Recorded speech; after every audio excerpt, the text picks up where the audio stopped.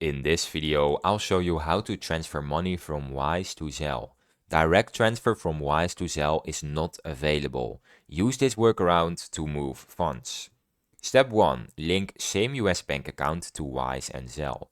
Add your US bank account or debit card to both Wise and Zelle to enable transfers between them. Step 2. Transfer money from Wise to your US bank account. Use Wise to send money into your linked US bank account using ACH transfer or wire option. Step 3. Use Zelle to send money from your US bank account. Log into your bank's online portal or Zelle app and send money using Zelle to your intended recipient. Step 4. Confirm and track. Check both platforms for transfer status and confirmations. Funds sent via Zelle usually arrive instantly. Now I have some tips and warnings.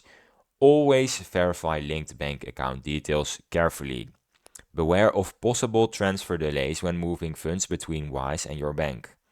Zelle should only be used to send money to trusted recipients due to limited fraud protection.